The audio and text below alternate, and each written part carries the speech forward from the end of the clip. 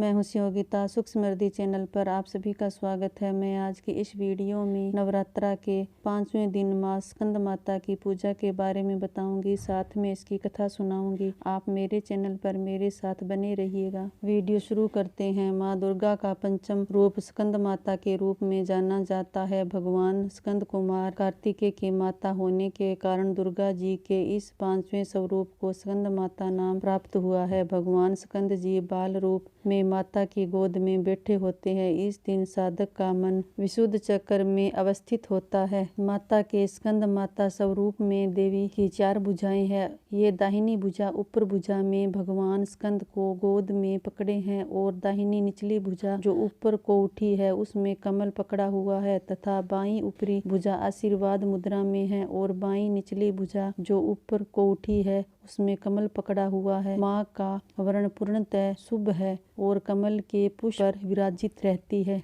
इसलिए स्कंद माता को पद्मासना देवी भी कहा जाता है। इसकी गोद में कार्तिकेय बैठे होते हैं, इसलिए इनकी पूजा करने से कार्तिकेय की पूजा अपने आप हो जाती है। वंश आगे बढ़ता है और संतान संबंधी सारे दुख दूर हो जाते हैं। घर परिवार में हमेशा खुशहाली रहती है। स्कंद माता की सवारी शेर है। स्कंद माता की पूजा करने से मनोकामनाएं पूर्ण होती है और साधक को इस मृत्युलोक में परम शांति का अनुभव होने लगता है। माता की कृपा से उसके लिए मोक्ष के द्वार खुल जाते हैं। स्कंद माता की आराधना करते समय बोले जाने वाला श्लोक, या देवी सर्वभूतेषु स्कंद माता रूपेण संस्थिता नमस्तस्यै नमस्तस्यै नमस्तस्यै नमो नमः। अब मैं आपको स्कंद माता की कथा सुना रही हूँ। भगवान शिव शंकर का विवाह देवी सती से हुआ था और देवी सती ने अपने पिता दक्ष प्रजापति द्वारा आयोजित अनुष्ठान में अपने पति शिव जी का अपमान देखा तो वे दुख ग्लानि और क्षोभ से भरकर उन्होंने वही यज्ञ भूमि में यज्ञ कुंड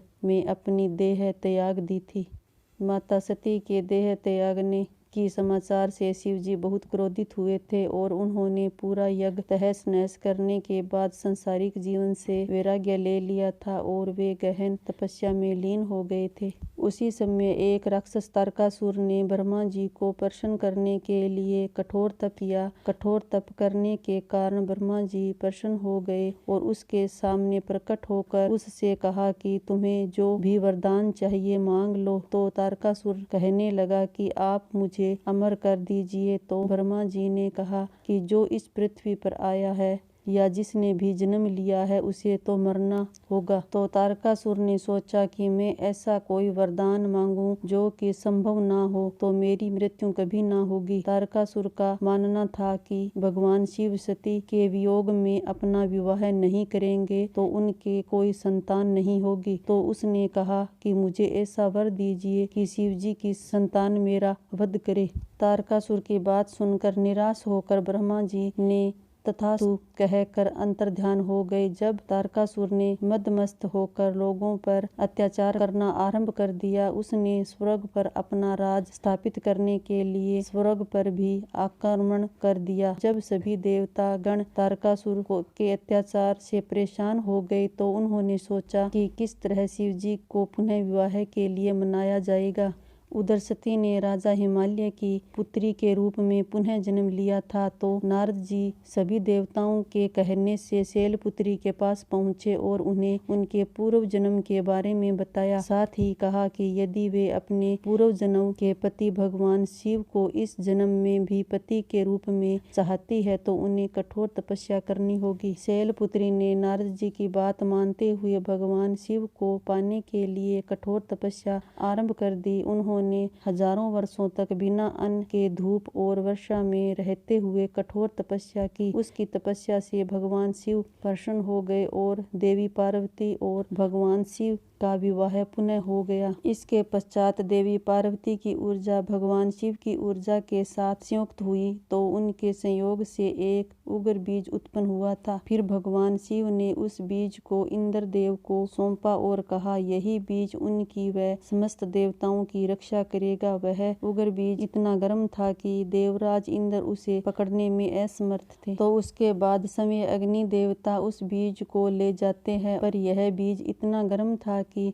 अग्निदेव भी उसे ले जाने में और संभालने में असमर्थ होते हैं। तब अग्निदेव जलन को शांत करने के लिए उस ज्वलंत बीज को लेकर गंगा मैया के पास जाते हैं और वहां वह भी गंगा मैया को समझा कर अपने हाथ की जलन को शांत करने के लिए अपने हाथ गंगा मैया के जल में डुबोते हैं और उस उग्र बीज को गंगा मैया को सौंप देते हैं। गंगा मैया तो शीतल होती है। गंगा मैया ने सुरक्षित रूप से उस बीज को ले लिया और उसे श्रवण वन को सौंप दिया। यहाँ उस बीज की 6 बहनों के द्वारा देखभाल की गई, जिन्हें कार्तिकेय के नाम से जाना जाता है। समय के साथ वह बीज बच्चे में बदल गया, क्योंकि वह बीज भगवान शिव और मां पार्वती की पूजा से तैयार हुआ था। इसलिए वह बच्चा भगवान शिव और माता पार्वती की संतान के रूप में जाना जाने लगा और कार्तिकेय ने उसकी देखभाल की थी, तो उस बच्चे का नाम कार्तिकेय हुआ। यही भगवान कार्तिकेय कार्तिक मास के स्वामी हैं और इस मास की पूर्णिमा कार्तिकेय नक्षत्र में होती है। बड़े होकर वीर योद्धा कार्तिकेय ने तारकासुर के साथ युद्ध किया और उस युद्ध में तारकासुर को पराजित कर उसका वध कर दिया और पृथ्वी को और सभी देवताओं को तारकासुर के अत्याचार से मुक्त किया। जिन लोगों की जन्म कुंडली में बृहस्पति कमजोर होता है, वे यदि इस दिन स्कंद माता की पूजा करते हैं तो बृहस्पति की अशुभता दूर होती है। वही बृहस्पति ग्रह मजबूत होता है। बृहस्पति ग्रह शिक्षा, उच्च पद और मान सम्मान का कारक है। कहानी संपन्न हुई। मेरी छोटी सी वीडियो पसंद आई होगी तो आप मेरे चैनल को सब्सक्राइब करें, लाइक करें और कमेंट में जय माता की लिखें। साथ में बेल आइकन को दबाएं, जिससे मेरी हर नई वीडियो की नोटिफिकेशन सबसे पहले आपके पास पहुंच सके। Thank you.